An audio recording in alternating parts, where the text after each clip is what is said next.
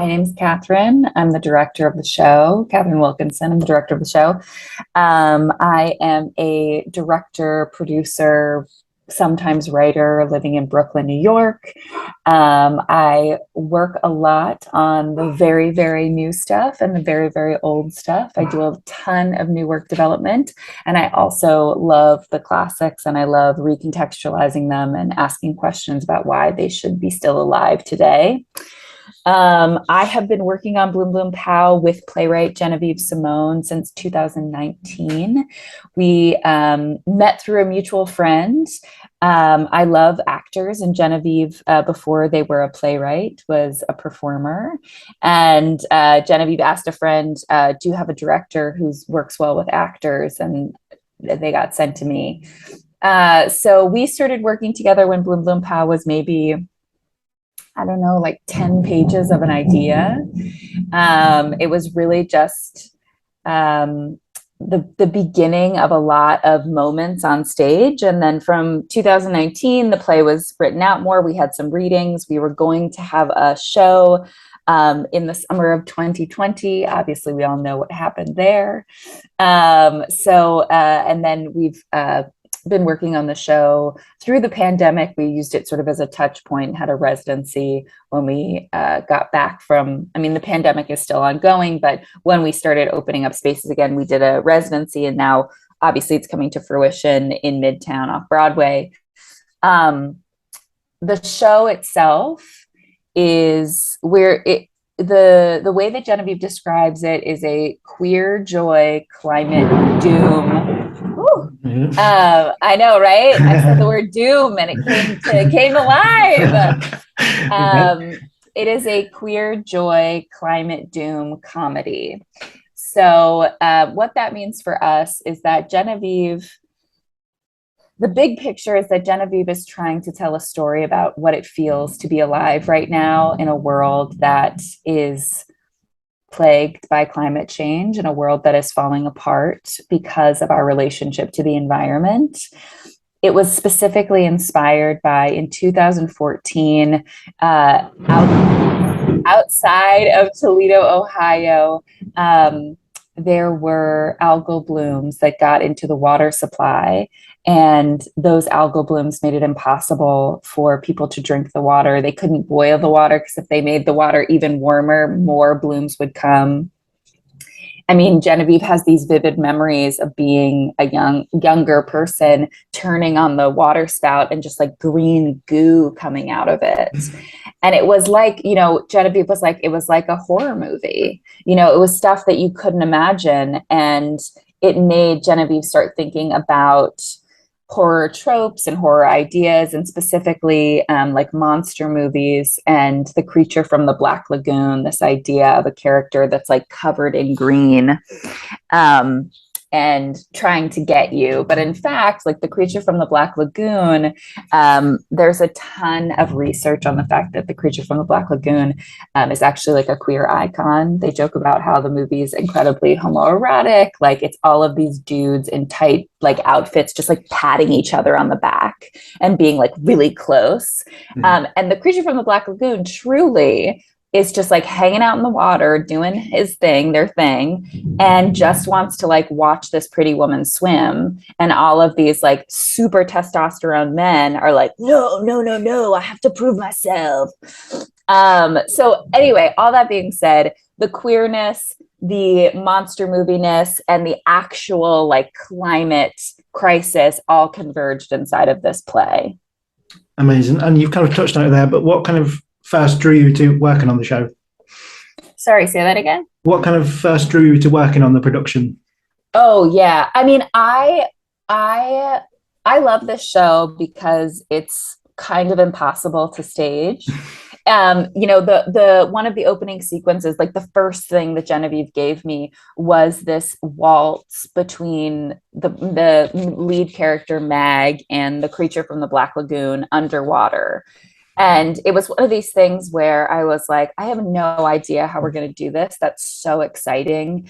And I think Genevieve's work is really ambitious, and it asks something of its collaborators. Genevieve wants to make space for people who are working, who are collaborating to make things in the room. It isn't a play that exactly what you read on the page is what you get on stage. It's something that takes a lot of human power to make happen imaginatively. And I love that. So I was really excited by that. And also, I think like in this moment where we've been for so long sequestered to our devices, really like kept away from one another, I sort of only want to make really ambitious things that could fail. Like I sort of want to just like go big or go home. Because I think as an artist, one, it's exhilarating, but two, like maybe what we need right now is like really ambitious, because really ambitious equals for me really optimistic. Yeah. I'm like really optimistic. And I think, especially in a time of climate disaster, like I don't want to be pessimistic. I have to stay optimistic. And Genevieve's work feels inherently optimistic to me. And obviously, as you kind of touched on again there, but what kind of research did you do yourself kind of when you come on board to the project? Yeah. So I did a lot of research about the science of algae, which is a doozy. I do not think that I have like become to like understand it really in any big portion, but I learned a lot about how cyanobacteria splits and combines and why the blooms happen. I learned a lot about the Great Lakes and how much water we drink from the Great Lakes in the United States.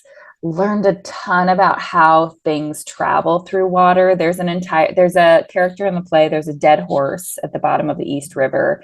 And the show takes place in Toledo, Ohio. And there's an entire speech where the dead horse is like, so you think that like, you think, how did I get here?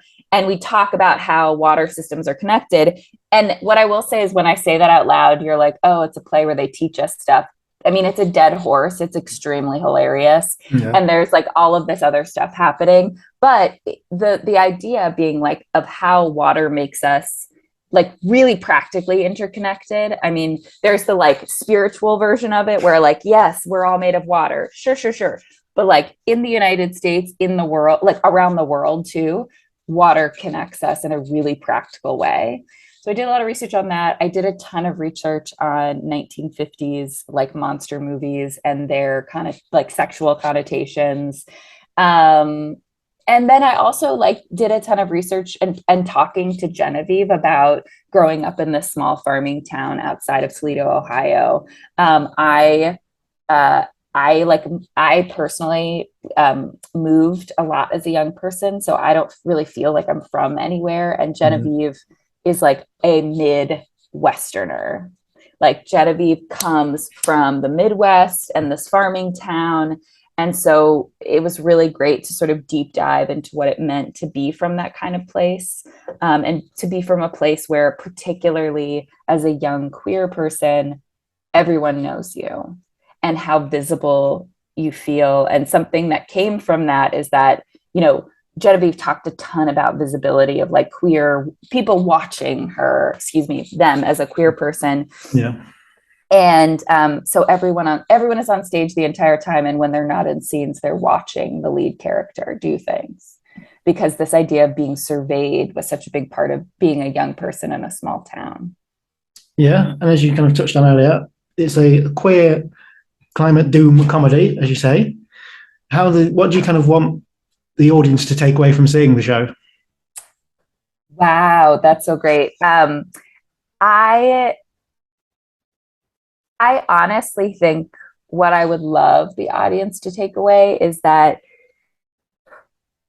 the feeling of overwhelm, the feeling of not knowing how to respond to the climate crisis, that they're not alone, that they're not alone in feeling like they don't know what to do. They're not alone in feeling that between having a job, maintaining a job, having a relationship, having a family, having a mother that calls too much, having like, you know, hopes and dreams, like, of course we feel exhausted. Of course we all feel overextended. Of course we feel like we can't make it work.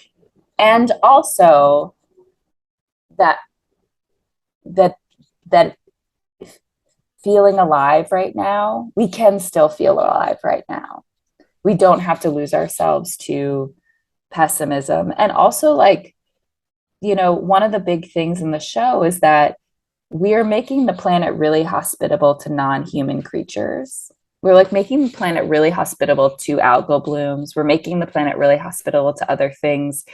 And one of the things I hope the audience starts to ask themselves is like, well, if humans were one phase, like what could the next future be? Like what have we as humans made way for in the future? What does the future actually look like? So yeah, it's a really sensory experience. So I think so much of it is about feeling alive and also thinking ahead. And I know you touched it at the start, kind of saying about how you want to work on kind of new work, but how important do you think it is that drama kind of deals with these real issues, kind of like climate change? Yeah, I think it's super important that we have big conversations about what's actually going on right now. I say all that with like, I don't want to go see a play that's a PowerPoint. I don't want to go see a play that is like, this is what we should do about the planet. I actually don't want to see shit that tells me to recycle. Yeah. Like, I don't want to see stuff that tells me that, like, because also climate change, I, as an individual citizen, there are things I can do, but ultimately, like, it's above my pay grade in so many ways. And so what I want to see in the theater is work that gives us the experience of what it's like to be alive right now, what the resonance of this moment is, not telling me how I should be living my life. And so I think why I love this play and why I think like more why it takes on the moment right now is because it never tells you what to do and it never blames you. It really is about us like connecting about what it feels like. But yeah, I think we need more things that also like, what we're seeing in a lot of theaters, at least in the US, I'm not sure what it's like in the UK, is that, these theaters have shows from like 2018 or 19 that they backlogged and they don't speak to the new world we live in. I can feel it. I'm in the audience and I'm like, wow, someone chose this 3 years ago. Yeah. And I feel like because we've all been so hyper saturated and so changed by the pandemic in so many different ways, like I think we need the immediacy of like, I made this play now about this thing, about something that's happening right now is so essential to us.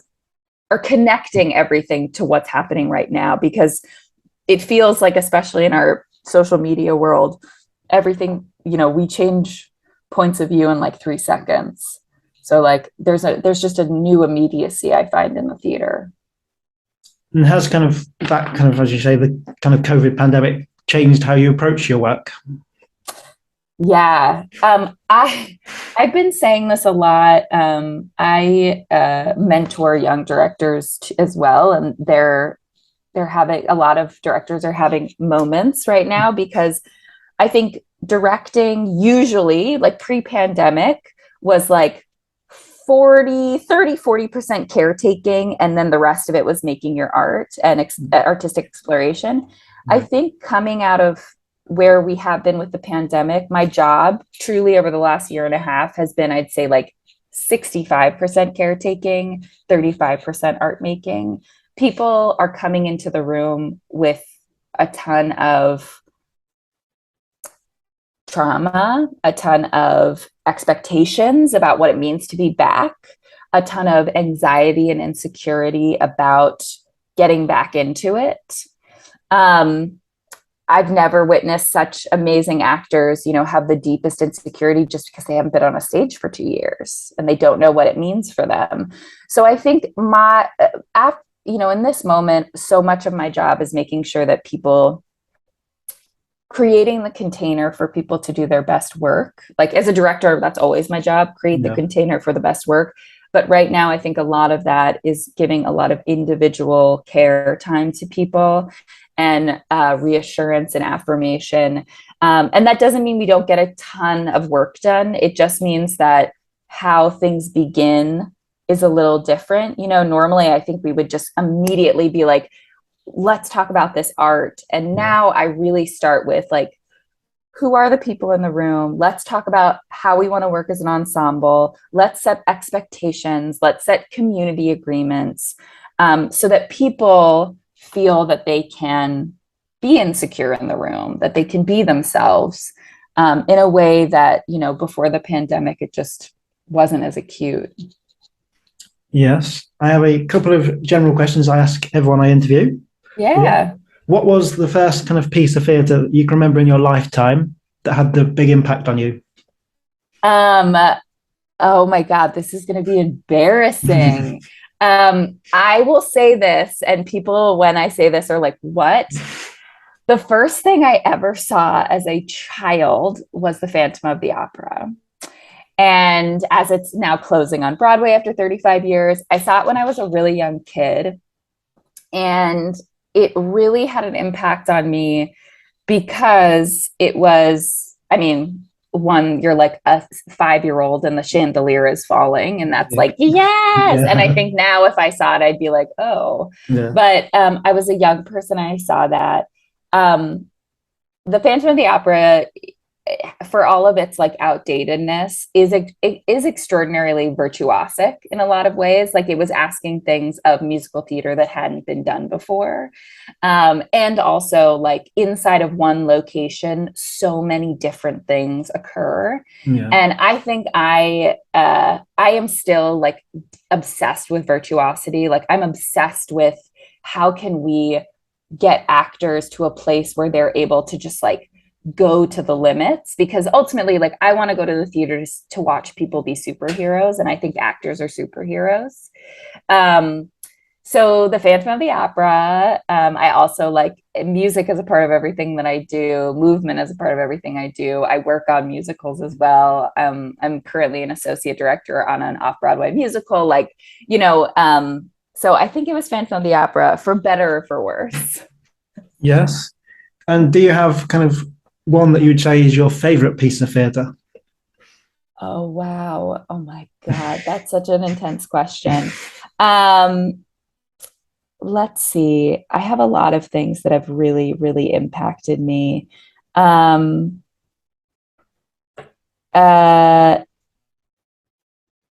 There is a show here. Wait, let me quickly Google the name of it because I don't even remember the name of it. Shows. So